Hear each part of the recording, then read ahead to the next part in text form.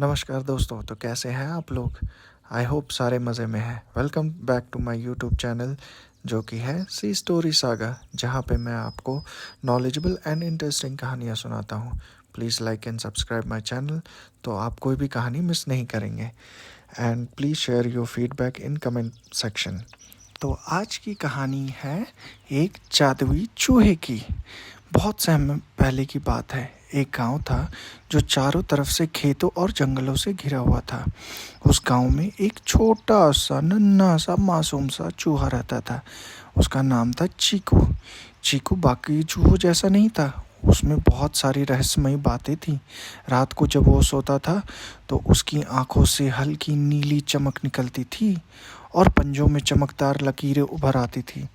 लेकिन उसने कभी किसी को ये राज नहीं बताया।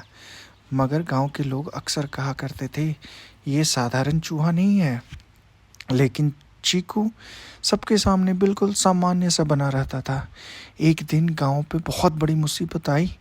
पास के जंगल में रहने वाला एक खतरनाक जादूगर था जिसका नाम था काला नागेश। उसका इरादा गांव की सारी फसलों को जला देने का था, ताकि वो सारे लोगों को भूख से मार सके और अपना गुलाम बना सके। गांव वाले लोग सारे लोग डर गए। किसी की समझ में नहीं आ रहा था कि अब क्या किया जाए। जब गांव के लोग थके हारे रात को सो गए, तब चीकू चुपचाप अपने बिल से बाहर निकला। उसने चांद की रोशनी में अपनी जादुई शक्ति को जागृत किया और जंगल की ओर निकल पड़ा। वह अकेला था, लेकिन उसके दिल में गांव को बचाने का संकल्प था। जंगल के बीचों बीच एक बहुत बड़ा चमत्कारी पेड़ था। पेड़ अचानक बोल उठा, बोला, अगर तुम सचमुच गांव वालों को बचाना चाहते हो, तुम्हें 3 परीक्षाएं पास करनी होगी, तभी तुम उस काले जादूगर का सामना कर पाओगे। चीकू ने हिम्मत दिखाई और परीक्षा देने के लिए तैयार हो गया। पहली परीक्षा हिम्मत की परीक्षा थी। अचानक उसके सामने एक विशाल काय उल्लू प्रकट हो गया, जिसकी आग जैसी लाल आंखें थी। उल्लू ने कहा, अगर डरे तो हार जाओगे। चीकू पहले तो कांपा, लेकिन फिर उसने अपनी आंखें बंद की और अपने दिल की आवाज़ सुनी। उसने बहादुरी से उल्लू की ओर देखा। तभी उल्लू मुस्कुराया और सोने का एक पंख बनकर गायब हो गया। वह पंख चीकू के पास रह गया। फिर आती है दूसरी परीक्षा, सच्चाई की परीक्षा। चीकू एक शांत झील के पास पहुंचा। झील में उसका जादुई प्रतिबिंब उभरा और बोला, अगर तुम चाहते हो सबसे बड़े राजा बन सकते हो, उस गांव के लोगों को छोड़ दो, मेरे साथ आओ। चीकू ने दृढ़ता से आवाज़ दिया, मैं अपने गांव वालों को कभी नहीं छोड़ सकता। मुझे उनके लिए जीना है। जैसे ही उसने यह कहा, प्रतिबिंब टूट गया। झील से एक चमकदार ताबीज़ बाहर आया। फिर आती है तीसरी परीक्षा की बारी, जिसमें थी त्याग की परीक्षा। चीकू एक गुफा में पहुंचा जहां सोने चांदी के ढेर लगे हुए थे।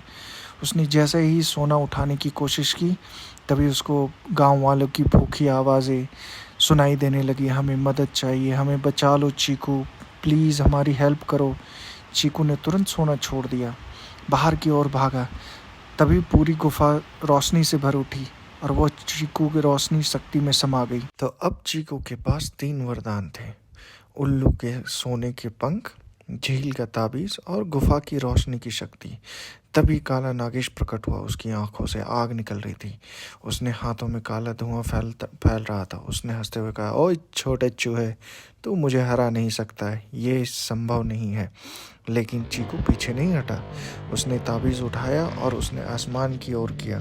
अचानक तेज रोशनी फैल गई, जिससे नागेश का काला जादू कमज़ोर होने लगा। नागेश ने क्रोध में आके एक विशाल सर्प का रूप धारण कर लिया। वह सर्प जहर उगलने लगा, चूंकि चीकू की ओर बढ़ा। तभी चीकू ने उल्लू के सोने के पंख हवा में घुमाए।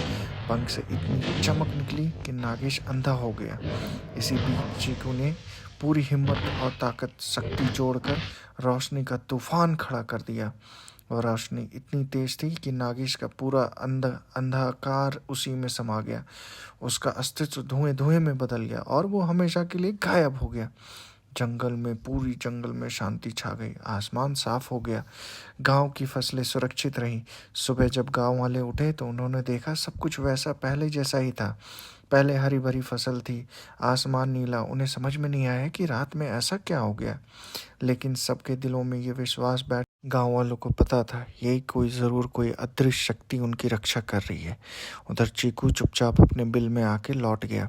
उसने अपनी जादुई शक्तियों का किसी कोई भी घमंड नहीं किया या किसी को भी उस बारे में नहीं बताया।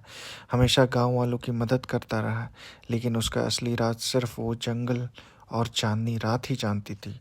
इस कहानी से हमें ये सीख मिलती है बच्चों कि असली जादू ताकत में नहीं बल्कि हिम्मत, सच्चाई और त्याग में होती है। और ऐसे ही नॉलेजेबल कहानी सुनने के लिए please like and subscribe my channel. तो मैं आपको ऐसी ही अच्छी अच्छी कहानियाँ सुनाता रहूँगा। Thank you.